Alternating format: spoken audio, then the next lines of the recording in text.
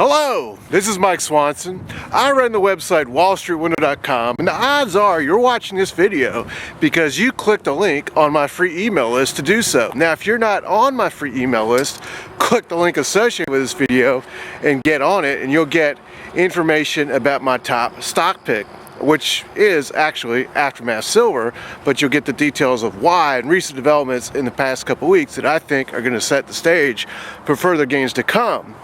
Now let's talk about gold and silver and what is actually driving the metals prices up and down, because there's a lot of misconceptions that are causing a lot of confusion in the gold and silver community. And we got to clear that up and really bust some myths, because there's some people out there that are creating problems, I believe. I call them the mistaken.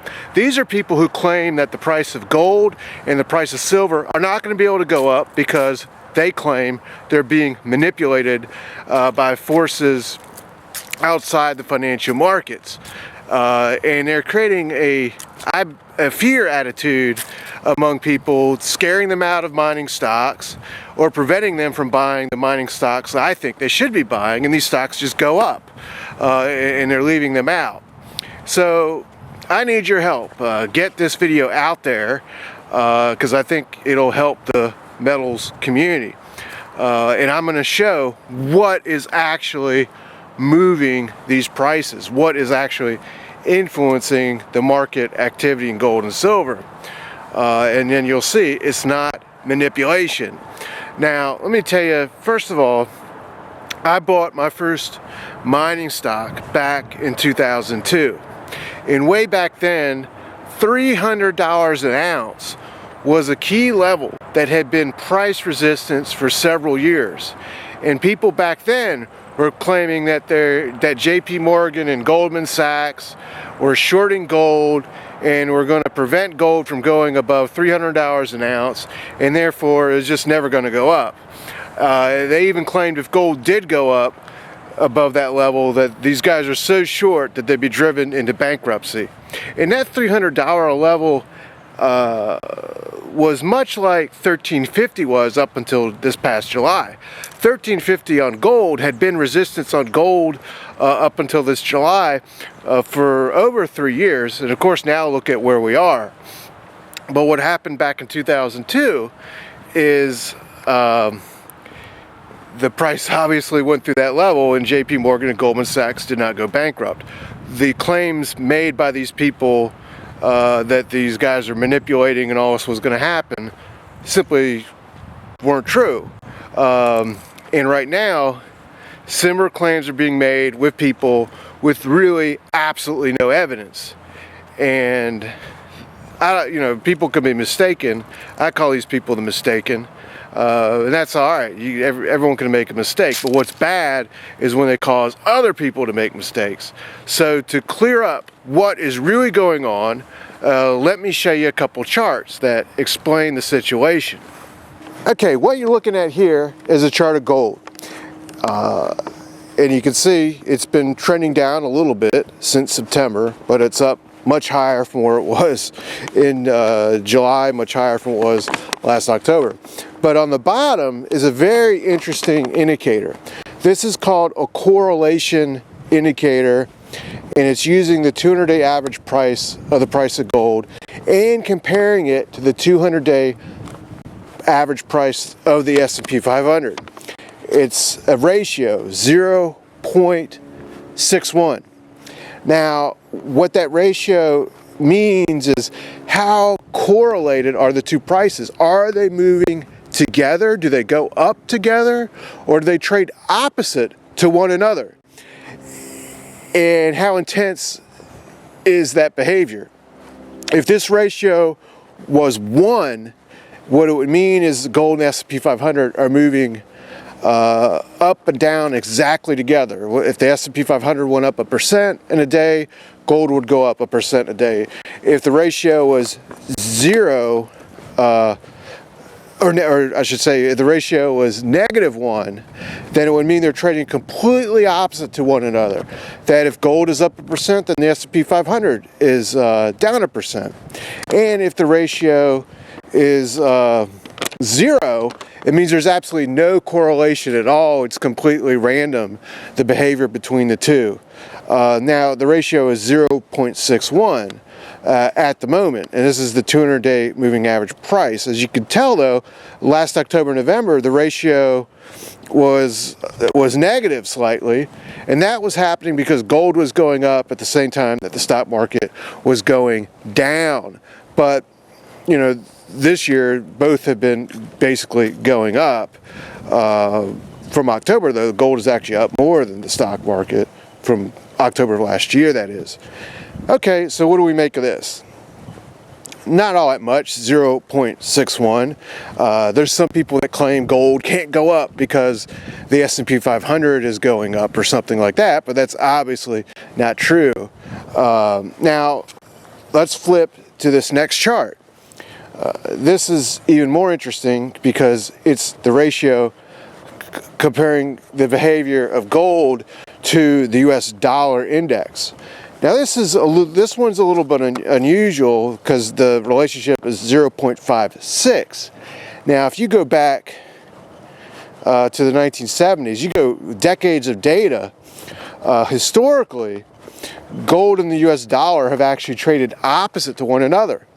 But that's not been happening this year, as both also are up from where they started the year at.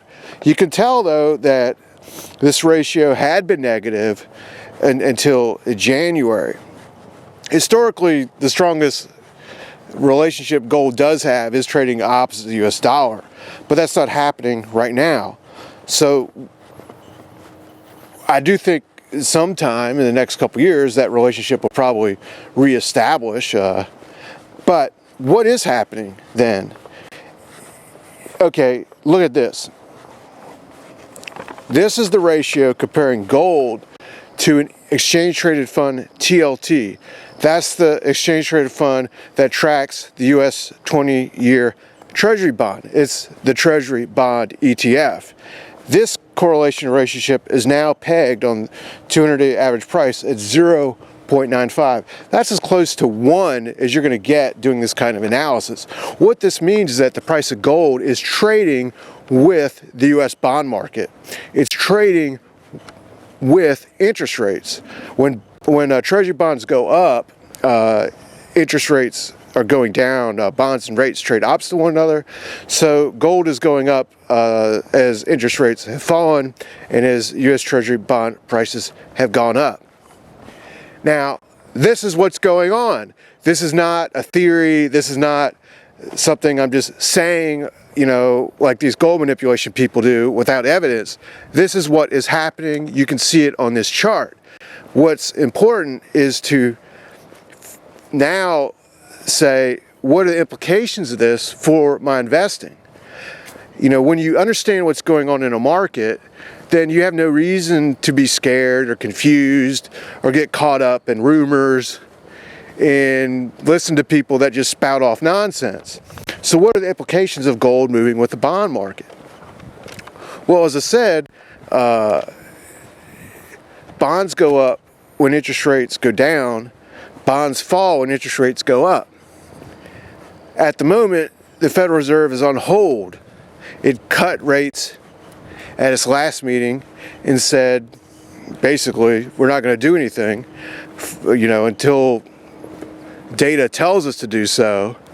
But they also said they do not foresee raising interest rates as their next step at any time in the future. And the Fed Funds futures market reflect this. Fed Fund futures have a roughly 50% chance of a rate cut by July of next year and a 0% chance of a rate hike. Okay, what should we take from that? This is where things get very important. If gold is trading with rates and bonds and the Federal Reserve is not going to raise interest rates, that means gold itself has very limited downside. Yes, gold at the moment as I'm doing this video is in a consolidation range. It peaked in September and pulled back. But gold stocks are doing fine. They've firmed up. Some of them are boosting their dividends. But if the Federal Reserve is not going to raise interest rates, and if gold is trading with interest rates, that means there's absolute limited downside in the price of gold because no rate hikes are coming on the horizon. That's a huge thing to know if you want to invest in something or trade in something. It's not just about thinking about the upside, but it's also thinking about the downside potential. And Fed fund policy, has just put a floor on the price of gold. And at some point, the Fed will likely lower rates as their next move. Any sign of economic weakness, that's what they'll be doing. Any dip in the stock market of 5 or 10%, that's what they'll be doing. So gold, therefore, when one of those two things happen, and I think one of those two things will happen at some point next year, will then go higher, will then break out, will then explode. So what do we have? Limited downside and a move coming in the future. Not next week, maybe not next month, although it could happen next month, but at some point, let's say in the next 6 months. And that's just what's happening with the price of gold. The right mining stocks could just go up regardless, because of earnings, because of potential, because of other developments. So now you know what's really going on. And you can help other people understand what's going on. Share this video and help clear up the confusion going on. And if you're not on my free email list, click the link associated with this video and get on it so you get all my other updates and information. And I'll be talking with you later.